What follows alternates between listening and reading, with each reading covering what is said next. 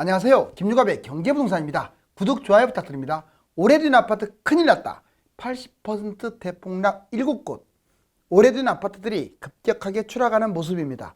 다주택과 법인, 갭투자 매물이 쏟아지고 있는데 주로 가격이 낮은 구축에 집중되어 있기 때문입니다.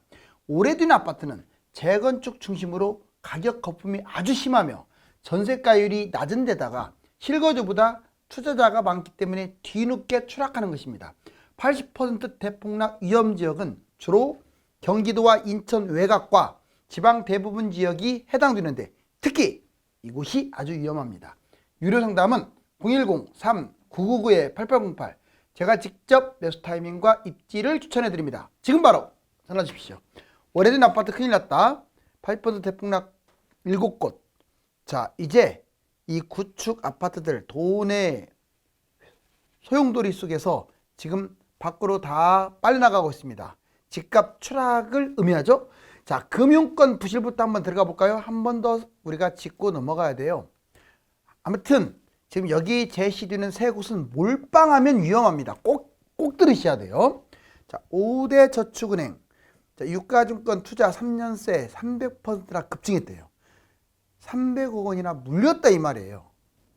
자, 금융권 부실이 생각보다 심각해요. 저축은행, 자, 저축은행 유가증권 3년 300억 물렸다. 5대 저축은행 SBI, OK, 웰컴, 페퍼, 한투. 순이익도 급감하고 있어요. 자, 딱 1년 만에 무려 6에서 43%나 감소했습니다. 순이익이. 저축은행 부실이 만만치 않죠. 이번에는 신협, 농협, 수협, 산림. 자, 볼까요? 자, 고금리, 상호금융, 유동성 비율이 50%로 뚝 떨어졌고, 자, 신협은 85%, 농협은 50%, 수협은 66%, 자, 산림은 72%, 산림조합 같은 경우 이런데 전체적으로 봤을 때 상당히 문제가 있죠. 자, 유동성 100% 미달. 유동성이 100% 미달되는 것들이 무려 자, 80에서 90% 이상이랍니다. 상당히 심각하죠. 자, 새마을금고입니다. 1294개나 돼요. 새마을금고가. 자, 2월 평균 112.8%. 자, 연체율이 문제입니다. 새마을금고는 2.49가 9.23%까지 치솟았어요.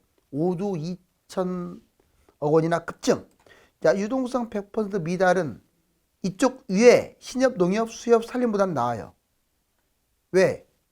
37.1%니까 아까는 80에서 90%였죠. 그리고 480곳 정도가 문제입니다. 그런데 이번에 그래도 자, 여기는 5천만 원씩 보장을 받고 또 서로 건설사, 은행들 협약체를 마련했죠. 그래서 좀 상당히 안전장치는 지금 마련한 건 맞아요. 그렇지만 이게 오래 아주 지속됐으면 좋겠지만 쉽지가 않아요. 자, 상투장 위험한 투자, 매물이 쏟아진다. 이제 여기 보시면 자, 위험한 투자, 바로 이게 문제가 된 거예요. 이게 그렇게 꼭지에서 잡지 말라고 제가 노래 불렀고 그 꼭지 때도 이거 한번 해줬거든요. 근데 그대로 가고 있어요. 지금 꼭지 때 해줬던 게 볼까요?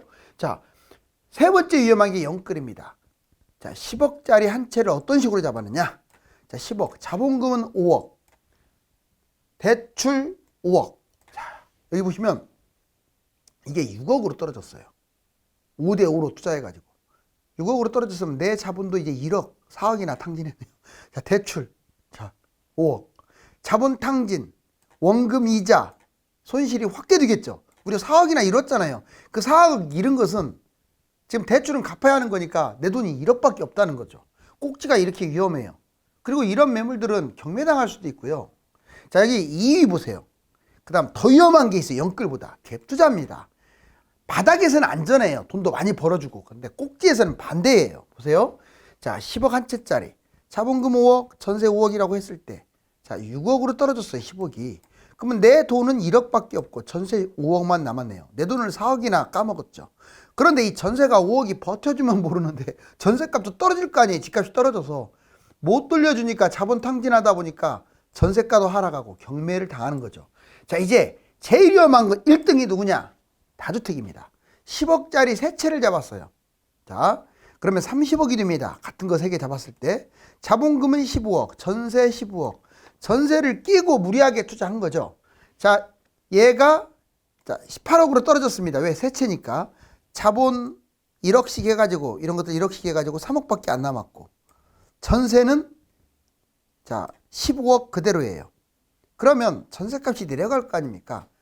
차라리 이거 하나는 어떻게 버텨보겠는데 이 3개 정도 자본 다주택자는요 못 버팁니다. 결국 자본탕진 전세하라 경매 파산으로 확실하게 가게 되죠. 그렇기 때문에 하락장의 위험수위 1등은 다주택, 그 다음에 갭투자, 3위가 영끌인데 제가 왜 이걸 말씀드리냐면 이제 이 매물들이 7월 이후에 쏟아진다고요. 자, 이제 오래된 아파트가 왜 위험하냐? 뭐 다 위험하지만 오래된 아파트 여기 상승장의 가격이 폭등했습니다. 특히 재건축이 폭등했겠죠. 뭐 구축, 싼 것들은 한계가 있겠지만 재건축 기대 상승률이 2배나 높아가지고 얘들은 폭락을 하고 있어요. 지금 경기 인천 지방의 조합 매물 가격 거품도 심합니다. 분양가가 그냥 8억이래요. 그 누가 경기도 인천 아파트를 8억에 주고 사겠어요. 자, 일반 분양 아파트 미분양 그렇다니까 미분양 나죠. 자, 가격이 폭락합니다. 또 갭 차이도 크다는 것도 위험해요. 전세가하고 매매가 여러분들 강남 같은 경우 집값이 30억인데 아니 전세가 6억밖에 안 돼. 특히 압구정 같은 경우 전세가 매매가 가격 차이가 커가지고요 하락폭이 크죠. 만약에 본인이 돈이 모자라게 되면요 이건 경매당한다고요. 재건축 기대주가 폭락을 하고 있죠. 지금 하락장이다 보니까. 그래서 그 잘 사는 압구정이나 강남 쪽의 아파트 특히 재건축 아파트들 경매에 막 나오는 이유가 바로 그 이유예요. 자, 실거주보다 투자 목적이 많습니다. 그러다 보니까 처음에는 버텨요. 투자하는 사람들은 똑똑하니까. 하지만 꼭지 잡은 투자자들이 못 버티죠. 그래서 나중에 폭락을 하는 거예요. 이 한두 건으로. 자, 분양 새 아파트로 갈아타기. 아무래도 구축과 또 분양을 받은 게 있다면 새 아파트로 가려고 하지 이 구축을 그냥 보유하려고는 안 합니다. 자, 1주택 구축과 분양권 보유자. 근데 이걸 팔려고 하니까 안 팔려. 그래서 헐값에 던지는 거예요. 자, 구축을 매도하고 분양 새 아파트로 들어가겠죠. 2030 세대 새 아파트 선호도가 지나치게 높아요. 그러다 보니까 2030 세대는 이 오래된 아파트 그냥 헐값에 던져버리겠죠. 자, 이런 이유 때문에 오래된 아파트가 위험하고요. 자, 이걸 한번 정리해 볼게요. 구축, 여기에서 또 재건축, 이건 거품이 분기됐을 때 왜 위험하냐. 자, 거품이 일단 특히 재건축 위주로 많아요. 비싸요. 두 번째, 3기 신도시는 그냥 맨 땅에서 똑같이 분양하기 때문에 분양가도 싸고 나중에 올라갔을 때 기대감도 높아요. 근데 얘들은 안 그래요. 조합원 때문에 기대감이 낮아요. 입주권 때문에. 그래서 미분양도 많이 나요. 3기와 공급 경쟁을 했을 때 웬만한 재건축은 못 이깁니다. 재개발도 마찬가지예요. 다주택 물량 막 쏟아지고 있죠. 이제부터 구축이 쏟아진다고요. 선호도도 낮아요. 신축에 비해서. 갭 차이가 크다는 것도 엄청 아킬레스건이에요. 전세값이 받쳐주지를 못해요. 미분양 증가하게 되면은요 역시 마찬가지로 자, 본인들이 갖고 있는 것들이 못 버티기 때문에 얘를 던질 수밖에 없어요. 하락장 추진. 하락장에는 추진 속도가 늦어요. 보통 상승장의 속도가 빠르죠. 하락장인데 누가 속도를 빨리 하려고 하겠어요.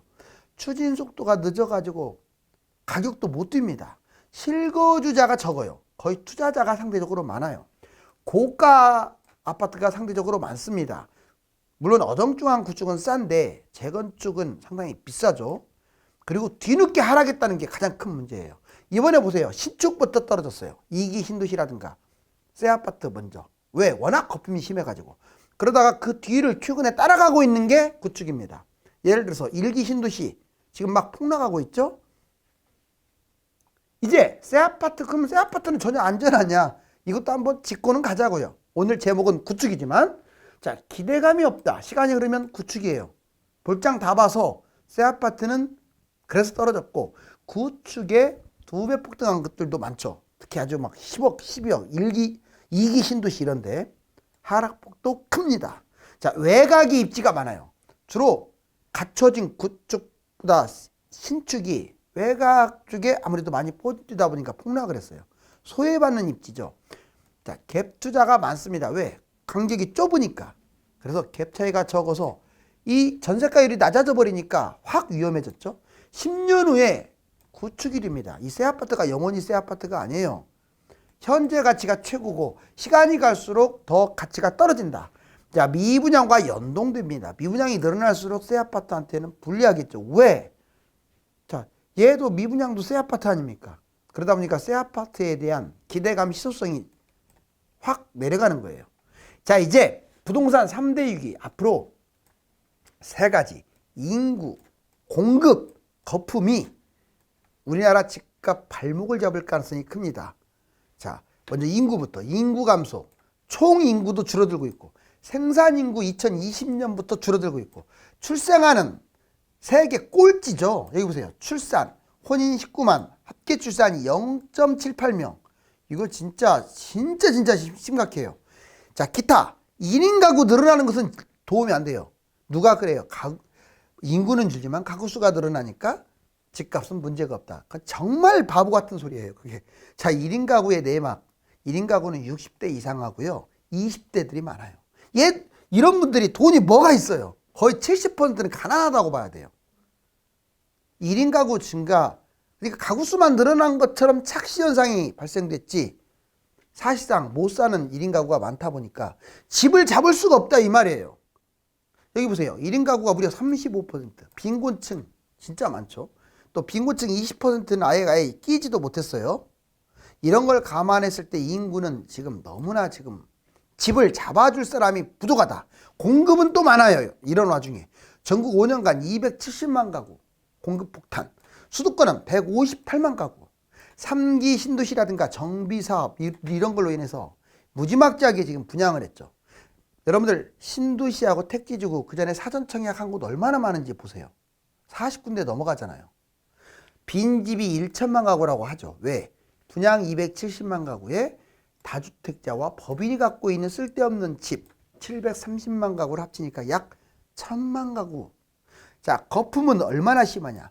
국민소득 대비 집값이 특히 서울 집값은 선진국보다 두세 배나 심해요. 지금 떨어졌어도 그래요. 땅값 거품은요, 놀라지 마세요. 선진국보다 5배 심합니다. 만약 집값 폭락이나 장기 경제 침체가 되면 땅값은 박살납니다. 이번에 처음으로 12년 만에 땅값 떨어졌다고 얘기 들으셨죠? 이게 시작일지도 모릅니다. 땅 사지 마세요. 자, 적정 가격. 서울이 5억, 경기가 3억, 지방이 2억이 이게 딱 국민소득 대비 맞아요. 이게 PIR 규모 이게 딱 맞는데 지금 현재 서울 9억 거의 10억 정도 돼요. 경기 5억, 지방 한 3.5억 이러다 보니까 거품이 2배 가까이 심한 거예요. 자, 이제 70% 대폭락 지역 서울, 경기, 인천. 서울은 제가 끼워 넣긴 했는데 솔직히 말씀드리면 서울은 70% 폭락할 곳이 없습니다. 제일 안전한 곳이에요. 최대 폭락하면 반토막이죠. 50%. 그래도 한번 볼까요? 자, 지역은 아무래도 외곽이 좀 더 위험하죠. 노원, 은평, 구로, 관악, 강서, 강동. 이곳의 특징은요. 특히 구축들, 재건축들이 많다 보니까 전세가율도 받쳐주지 못해서 많이 떨어져요. 그 다음에 특징은 서울 외곽, 지리적으로 끝부분에 있고 비선호 지역이죠. 원인, 강남에서 원거리고 거품도 있고 과거 폭락할 때 또 심했죠. 자, 이제 문제는 경기 인천과 광역시 지방인데 경기 인천 특히 다 위험하지만 다 위험하다고 했어요. 그렇지만 특히 위험한 것은 동탄투, 송도, 고양, 파주, 양주, 평택. 공통점이 뭐예요? 끝자락이에요. 끝자락. 여기 GTX 있으니까 안 위험하다. 그거는 아주 단순한 생각이에요. 서울에서 실거리가 먼 곳은 위험합니다. 특징, 신도시라는 거. 그러니까 거품이 심했겠죠. 또 3기 신도시보다 멀어 얘들하고 경쟁하는데 3기 신도시하고. 경기 외곽이에요. 원인은 거품이 심하고 경쟁 신도시가 계속 많아지고 공급도 지나치게 많죠. 그럼 광역시 지방, 세종, 위험한 곳 말해볼게요. 세종, 부산, 대구, 울산, 창원, 진주, 김해. 한마디로 경상도 루트 아파트들이 제일 위험해요. 호남이나 충청은 덜 위험해요. 거품 측면에서. 근데 경상도 쪽은 아주 심합니다. 영남 쪽은. 자, 여기 보세요. 특징, 지방의 대도시나 영남 지방, 비선호 지역. 여기는 거품이 아주 심하다는 거. 그 이유는 예전에 남동임의 공업지역 뭐 해서 거기에 산업체가 많았어요. 그리고 아직은 인구가 팍팍 줄어들지는 않았기 때문에 집값이 연동해서 뛰었죠. 그런데 지금은 뭐 장기 미래 전망이 밝은 게 하나도 없어요. 원인, 거품도 심하고 인구도 급감하고 빈집은 급증하는데 뭘로 뛰겠어요. 자, 이제 장기 태풍락 위험한 7곳을 지도로 한번 보여드릴게요. 자, 뭐다 위험하지만 1번 여기 보시면 연천, 포천, 동두천, 양평, 여주, 이천, 뭐 용인, 처인구 바로 여기하고 2번 파주, 양주, 김포, 인천, 그 다음에 시흥, 안산, 화성, 오산, 평택, 안성. 한마디로 어디입니까? 외곽이죠. 외곽. 이 원이 주로 3기 신도시가 많은데 3기 신도시만 또 입지가 못한 곳들이라서 3기 신도시 물량폭탄이 터지게 되면 더 위험해요. 그렇다고 해서 성남이나 하남이나 남양주나 과천, 광명이 안정적이냐? 그렇지 않습니다. 물량으로 위험하게 돼요. 그리고 7번은 이 경기도를 제외한 나머지 아무튼 지방은 싹 위험하다고 봐야 돼요. 뭐 이렇게 말하게 되면 너는 왜 비관적이냐 할지 모르지만 뭐 현실이 그런 걸 어떻게 해요. 집값도 싼 것도 아니고. 자, 이제 3억 매입으로 14억 차이 갭도 분양 거주를 한번 볼까요? 자, 3억으로 저번에 1억은 많이 해주는데 3억으로 얼마나 벌 수 있느냐. 자, 보여드릴게요. 3억이 작은 돈 아니에요. 자, 금매갭도 실거주가 폐지됐어요. 하락장 조정 투과지역이 해제됐죠. 자, 주요지역 물론 강남은 아직 폐지 안 됐지만 자, 서울 경기 중심 지방 중심. 자, 수익률을 볼까요? 자, 15억짜리가 8억 정도로 떨어지면 이게 22억으로 갑니다. 근데 얘가 3억 되면 투자할 아파트들이 나와요. 그러면 8억이 22억 가면 차익은 14억. 즉 3억 갖고 14억의 차익을 거둔다.